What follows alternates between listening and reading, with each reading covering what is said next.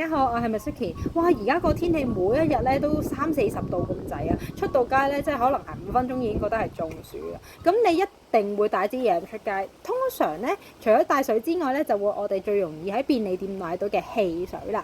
咁原來咧飲汽水咧，其實真係對我哋啲濕疹皮膚係差到冇朋友㗎。因為大部分嘅汽水咧都會加咗好多嘅白砂糖啦、果糖啦、玉米果糖，而呢類型嘅糖分咧就係會令到我哋嗰個身體咧嗰個發炎因子咧不停咁創造出嚟嘅。咁所以如果你有濕疹嘅人咧，你就會發現咧啲皮膚越飲咧就係越痕啦，亦都係止唔到。當你飲得越多呢啲汽水，你個身體咧就會越耗糖。當你越耗糖嘅時候咧，你飲嘅分量就會更加多啦。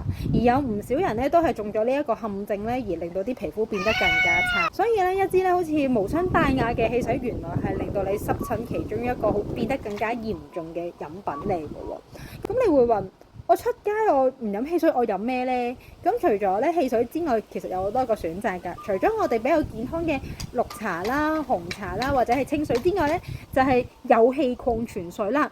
特別咧係一啲咧有少少青檸味啦，或者檸檬味咧嘅有氣礦泉水咧，其實咧都可以做到呢個消暑嘅效果㗎喎。咁同埋咧，有時有啲朋友我會叫佢預定一樽冰水咧喺屋企啦，咁佢就自己咧可以將一啲佢中意飲嘅果汁咧加埋落去咧，其實咧你就變咗一支有氣嘅果汁啦，你就可以取代咗咧我哋平時飲嘅汽水啦。當然啦，佢一定冇汽水咁好飲㗎啦。點解呢？因為原來咧100毫升嘅汽水大概咧平均就會有6匙羹嘅砂糖喺入邊嘅喎。咁試想像下，你自己整出嚟嘅果汁都未必會有6匙羹嘅糖分喺入邊啦。咁所以咧有好多人就係唔知道啊，原來飲汽水咧嗰個糖分係高到咁咧，而變咗咧上癮，亦都會同時間出現咗咧一個好中意追逐飲汽水嘅情況啦。咁樣咧，今日咧就同大家分享到呢度啦。所以如果你想飲汽水嘅話，冇問題。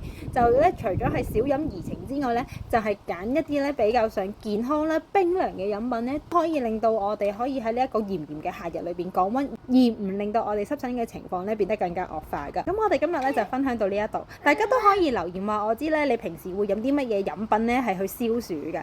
我哋下次再見，拜拜。